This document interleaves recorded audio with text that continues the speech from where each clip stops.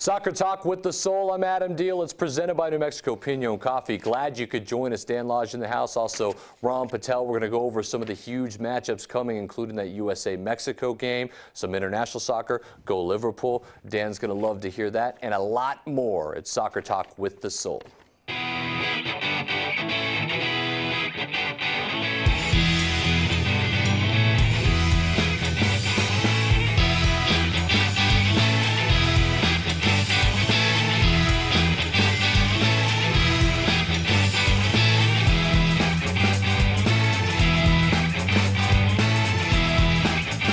This week on Soccer Talk with the Soul, presented by New Mexico Pinon Coffee, we're going to talk a lot about some of the international play that's happening, obviously some World Cup qualifications happening, and then, of course, the table, the English Premier League, which is a lot of fun. This is our expert, Dan Lodge.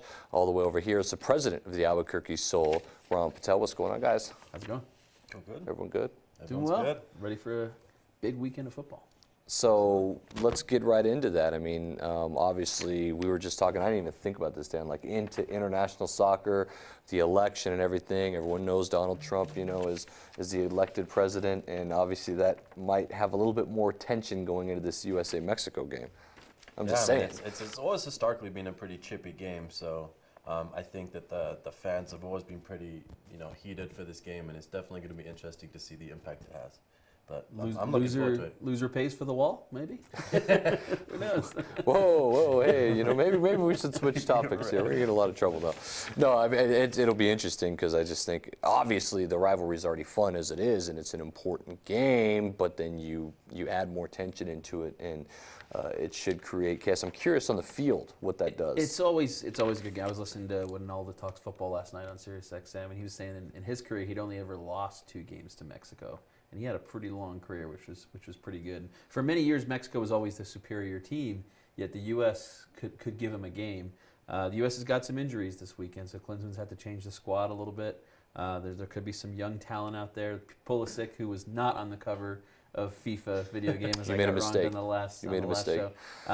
But he's obviously a young, budding superstar that's going to be on the US looks good, team. by the way. He looks Pulisic looks really good. He does. That's what America's really needed, in my opinion, right? I mean, he's young, he's fresh, he's playing for Borussia Dortmund, who's a fantastic, exciting team to watch.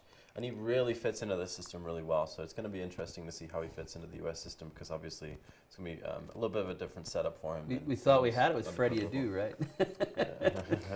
Yeah, this is different because I think the success that Pulisic has had overseas, and especially I think that was in the Freddie Adu's Bundesliga, biggest right? downfall, that he had the opportunity to go to the English leagues and he never really did. And Pulisic's really just turning it up in Europe right now. I mean, Liverpool, obviously, you guys are probably aware, linked with him in the January window. Heard a thing or two. He's a big fan, so you could be watching him in the Premier League within the next couple of years, especially with the amount of money that the Premier League teams have. Money seems to be less of an issue, so you can kind of pick who you want now. So. And Dan, you're wearing your England top there, and why might you be wearing that today? Scotland. We got a big World Cup qualifier coming up, so we need the win. Scotland hasn't been great recently. England always does extremely well in the qualifying stage of every major tournament.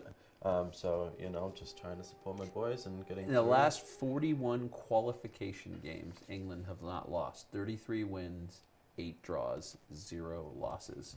Scotland should be a manageable. There's been some controversy from FIFA around this game. Friday, which is the day this show airs, we film it earlier in the week. But Friday is Remembrance Day in England, like Veterans Day. And in England, we honor veterans by wearing poppies. They're little red kind of flowers that were seen during World War I growing out of the soil after the soil was full of blood from the bloodshed in the war. And FIFA has said, and all the English teams you've seen the last couple weeks, you'll see in the highlights later, are wearing poppies on their shirts. Well, FIFA has said that neither England nor Scotland can wear poppies on their shirts, and that's how they're going to honor it. And they could face fines or I believe loss of points, correct? And I think both teams are planning on still doing it. They'll do it. And so this is a controversial point, coming from FIFA, the one that follows all the rules and does everything correctly. FIFA and nothing is a first-class organization. Yeah. There's no doubt about that, right? You're right. But I'm predicting a 3-0 England win over Scotland. I think it should be pretty comfortable. Scotland have not looked very good recently. I'd be interested to see who plays you know, with Kane coming back from injury. Vardy hasn't really been on. Sturridge has not a lot of game time, so. Sterling should get some time, I think, too. Yeah, you think like. Look, guys, I know, you know, you're English through and through. It's England, though. Okay, so every time you guys think they're going to win. Qualifying, we're awesome. Qualifying, Okay. we're the best When in we the get to world. the tournament, different story, right? We'll start losing the teams we should never lose to and all that good stuff. Would like to talk about, you know, an event that you got going on, and this is why I wanted Dan to talk about it too, because you know Boxing Day so well, and Ron, you with Albuquerque Soul, you're going to put on a nice event, and it's going to be fun. And we'd like to also thank our sponsor here at the Albuquerque Talk with the Soul, Clark's Pet Supply. They do a great job sponsoring us and everything, and that's why we can do these cool shows and stuff. But talk a little bit about this event. Yeah, so the Boxing Day Bash, we've hinted at it before. It's official now. It's going to be a FIFA video game tournament, and not the game with Christian Pulicic on the front. Other players are on the front of FIFA. It's a FIFA video game tournament, World Cup style brackets where you can play against other people. It's at the International Indoor Soccer Arena over near Paseo, where a lot of us play indoor soccer. There's going to be open play soccer while this is going on. And Boxing Day is the day after Christmas, and the name comes from the day where you box up all the gifts that Santa gave you that you don't want anymore. I mean, you've lived through Boxing Day. Oh yeah, growing up, you know, I mean, it's kind of steered away from a lot of the traditional sense. You know, you still do that a little bit, the boxing of the gifts, but a lot of it is, you know, just people eat leftover Christmas dinner, you lounge around in your PJs all day, you drink some beers, you watch 4 or 5 games on, and you know, you just hang out with the family. It's a holiday within its own now, right? It really is. And like you know. in the States, right? Thanksgiving, we like to watch football I think all that's day. probably the best comparison, right? Absolutely, yeah. And we watch soccer all day in England, so we're going to do it over at the International Indoor this year. So the day after Christmas, December 26th, all the info on abqsoulfc.com. Awesome. You know, when you step into these going back to some of the international play, World Cup qualifying games, and it goes obviously inside of you've got your club season and the Champions League, and so it heats up with World qualifying. It's kind of difficult, I think, sometimes to find a rhythm, like in the Premier League, for example, because you got to take your break and go to the Champions League, and then take your break and go to World Cup qualifying. How do you guys feel like that fits in? Terrible. Absolutely hate it. You know, especially as an Arsenal fan, we just have the absolute worst luck when it comes to injuries. Yeah. So like Sanchez, for example, he's looking at up to 6 weeks out.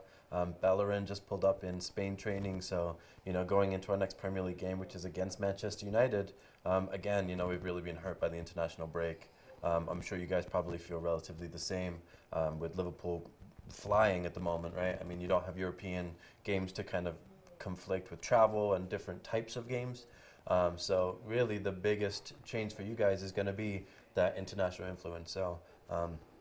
Yeah, when your team's playing But well. I mean, it's a mandatory, right? It's Absolutely, and you want to watch those England games, but I think that people get so invested within their club, and then when your team takes a break, and Germany's going to play San Marino, right? San Marino like barely scored a goal in 30 years. I mean, is it worth Arsenal not playing and losing momentum to watch Germany win 11-0? You know, I don't think that necessarily benefits the players always, but Right. There's also times where your team's doing badly and you welcome the break, right? I mean, Sure. Yeah, exactly. hit and miss. And I mean, look, you know better than anyone, I love watching England play. But every time I'm always like, if Lallana goes down or Sturridge Always, goes down, you're like, is that going to affect our season? Is it going to impact our ability to win the league? All right. Because at the end of the day, let's face it, I think we know we're not going to win a World Cup anytime soon. Right. But our club teams have a chance of winning the Premiership. What would you rather have? Would you rather have Arsenal win the league or England win the cup? I would say I'm club before country, but I would still go with England winning the World Cup. I mean, that's since '66, right? I mean, Arsenal is always in the running.